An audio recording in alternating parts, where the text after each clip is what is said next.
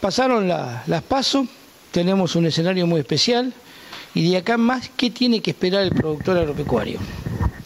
Bueno, lamentablemente sigue la incertidumbre, o sea, se han definido los porcentajes del candidato oficialista, los dos opositores, pero sigue sin definir el candidato oficialista cuál va a ser su política agropecuaria después del 10 de diciembre. Tanto Massa como Macri ya han adelantado cuál sería su política con respecto a retenciones, con respecto al tipo de cambio, con respecto a, bueno, todas las medidas que hay que tomar en esta economía que está realmente pasando una de las crisis más fuertes de la última década, no necesariamente por la baja de los commodities, porque la baja de los commodities afecta por igual a Brasil, Argentina, Uruguay, Paraguay, pero en el caso específico de la Argentina, que venía con 4 o 5 años de viento de cola, el aumento constante del precio de la soja, digamos que tapaba la alta presión impositiva, fiscal, retenciones del gobierno y la inflación en dólares que hubo en Argentina, que hace que hoy la Argentina haya perdido competitividad y el cultivo de la soja es en el 50% del área agrícola da márgenes negativos. Hay que pensar en tener una estrategia ajustable, o sea, monitorear la estrategia permanentemente e ir ajustándola.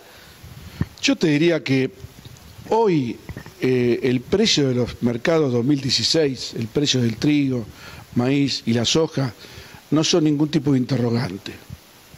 Está el cierre del mercado a término de Buenos Aires, el ROFEX de Rosario, están los precios futuros. ¿Podemos hilar un poquito más fino si el trigo y el maíz con el nuevo gobierno liberan los ROEs y se descomprime más el mercado? Es posible. ¿A qué voy? Que a mí los precios no me dan ninguna sorpresa, porque están los futuros.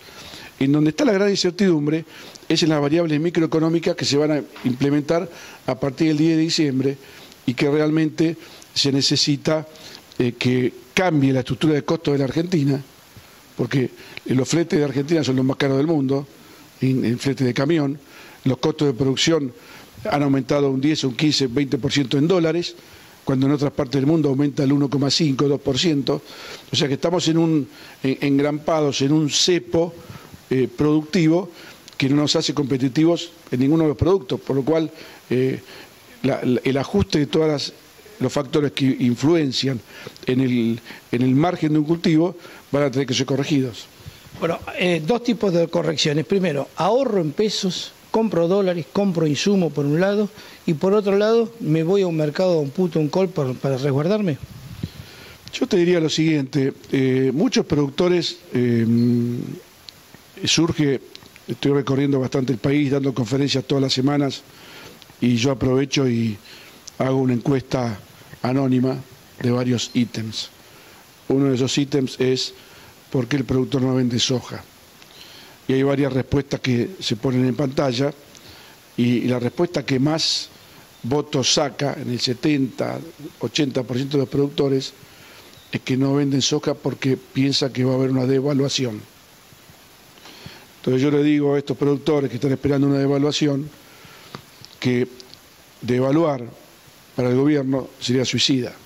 O sea, si el gobierno devalúa antes de las elecciones, pierde las elecciones.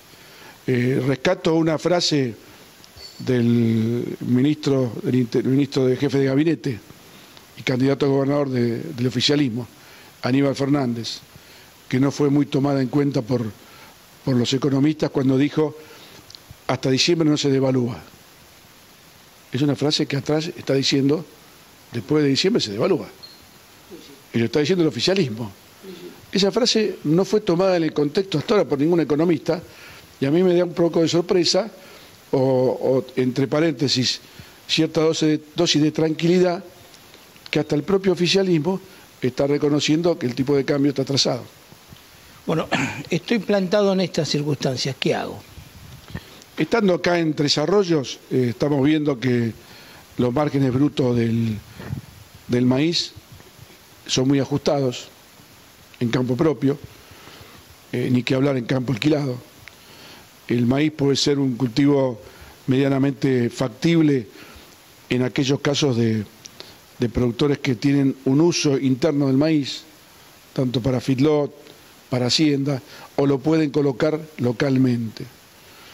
La soja tampoco es un cultivo que está dando buenos márgenes. Sobre un rendimiento de 2.500 kilos, el rinde de indiferencia está entre 2.300 y 2.400, con lo cual, y estamos hablando del campo propio, considerando un alquiler de 4 o 5 quintales, con lo cual, que la soja también estoy complicado. Ahora, cuando uno le pregunta a los productores en esta encuesta anónima por qué siembran más soja que maíz, una de las respuestas que más sale es porque la soja tiene un mercado transparente, es decir, que se sienten confiables en que en soja van a encontrar mercado todos los días, porque la industria lo necesita todos los días. En cambio, en maíz, que es la contraparte, por el efecto del cierre de los ROEs por parte del gobierno, prácticamente no hay mercado y el precio es muy bajo. Pasa lo mismo con el trigo. Y lo mismo pasa con el trigo. Por eso, un poco como respondiendo a la certidumbre, por eso yo te decía que los mercados futuros, a mí yo los puedo ver, yo no tengo ninguna duda con los mercados futuros. La gran incertidumbre es las medidas que van a aplicar. Y dentro de esas medidas, el trigo y el maíz son los únicos dos commodities que largan en la avanzada, son los que reciben más rápido el impacto del beneficio, porque son los que están más atrasados por efecto de cierre de exportaciones. Entonces, de movida, los más beneficiados van a ser trigo y maíz. Muchas gracias. Gracias a ustedes.